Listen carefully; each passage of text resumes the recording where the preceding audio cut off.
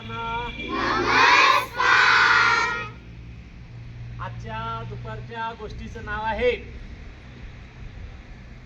दोन बीज. दोन बिया.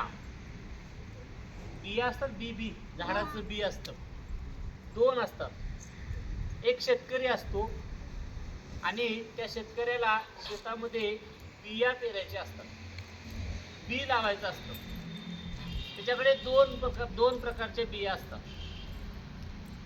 पहिलं बी काय म्हणते बघा, शेतकरी म्हणतो तुला मी शेतामध्ये जाऊन काय करणार आहे, जमिनीमध्ये पुरणार आहे, तुला लावणार आहे. पहिलं बी म्हणतो नको नको नको बाबा, मला नाही, मला भीती वाटते जमिनीची.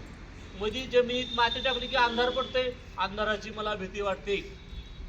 परत म्हणला जमिनीमध्ये किडे असतात, ते किडे मला खातील, मला भीती वाटते, मला नाही जायचं आतमध्ये.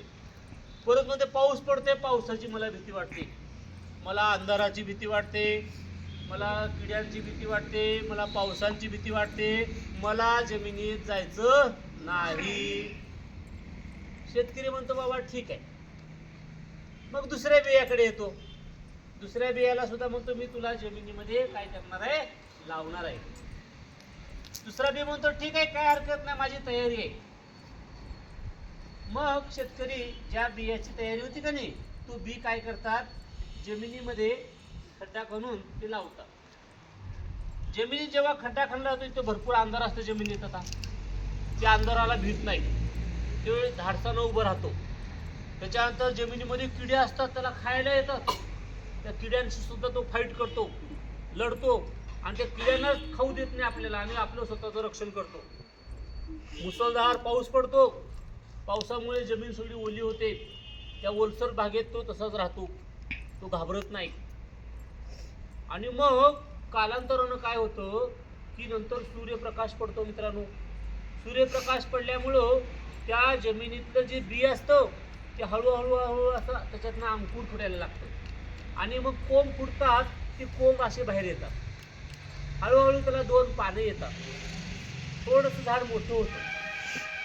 पण सोसायटीचा वारा सुटतो, वाऱ्याने ते झाड हलतं, तरी सुद्धा ते घाबरत नाही. घाबरायचं नाही आपल्याला. आपल्याला कष्ट करायचं, मेहनत करायची, या वाऱ्याला सुद्धा आपल्याला घाबरायचं नाही. तसंच तो ताटमध्ये उभं राहतो आणि बघता बघता बघता बघता असं मोठं असं झाड बनतं. पहिल्या बियाचं झाड बनतं, दुसऱ्या बियाचं. आणि मग झाड बनल्यानंतर त्या झाडाला सुंदर अशी नंतर मोठी मोठी फुले येतात. त्या झाडांना गोड गोड अशी फळे लागतात, फळे. आणि मग सगळे लोक आवडीनं त्या झाडाची पूजा करतात, झाडावरचे फळे काढून घेऊन खात राहतात. सगळे लोक त्या झाडाला आशीर्वाद देतात. एवढंच नाही तर हे झाड त्या लोकांना सावली पण देतं. आणि मग त्या सावलीमध्ये असे विद्यार्थी, सगळी माणसं बसतात. त्या झाडावरती पक्षी सुद्धा येऊन बसतात, पक्ष्यांचे घरटे. त्या झाडाला आनंद वाटतो, पक्ष्यांचे घरटे, सगळी मुलं माझ्या झाडाखाली बसलेले आहेत, मी लोकांना गोड गोड फळे देतो, फुलं देतो, झाड आनंदित. झाड मोठं यशस्वी झालं. हे झालं दुसऱ्या बियाची गोष्ट. पहिलं बी जे म्हणलं होतं मी जमिनीत जात नाही, मला अंधाराची भीती वाटते, मला पावसाची भीती वाटते, किड्यांची भीती वाटते, ती जमिनीत जातच नाही, वरच राहतं.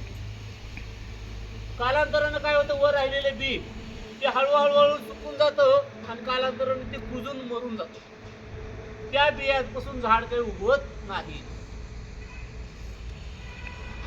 या ठिकाणी गोष्ट संपत्ती. आता फक्त त्या दोन बियाबद्दल थोडं बोलतो मी.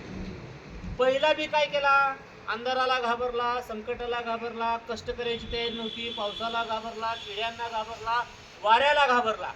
म्हणणं छे माझ्यानं होत नाही बाबा, मी आपलं काहीच करत नाही.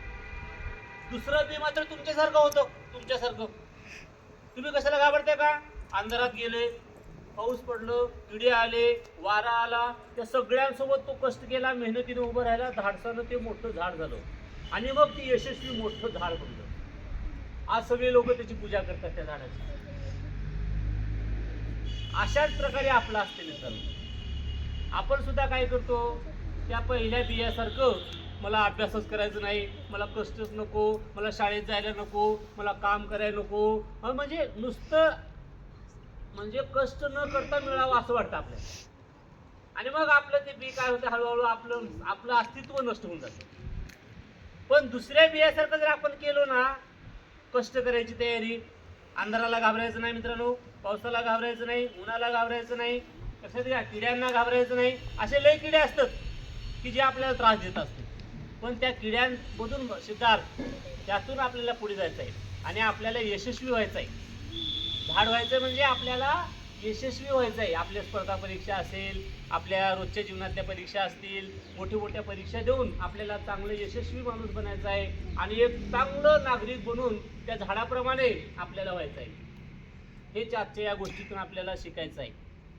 त्यामुळे पहिल्या बियासारखं कुणी करायचं नाही, दुसऱ्या बियासारखं आपल्याला तयारी ठेवायची. वेळ प्रसंगी बघा त्या बियाला काय काय सोसावं लागलं. ते बियामध्ये पाणी घुसलं, बी फुटून गेलो, 2 भाग झाले, वारा आला, किडे आले, कितीतरी संकट आली होती, पण ती बी घाबरले नाही. म्हणून ते आज मोठं झाड झालं. आपल्याला व्हायचं ना मोठं झाड? अरे मोठ्याने बोला. सर्वांना तुम्ही यशस्वी व्हावं यासाठी खूप खूप शुभेच्छा. धन्यवाद.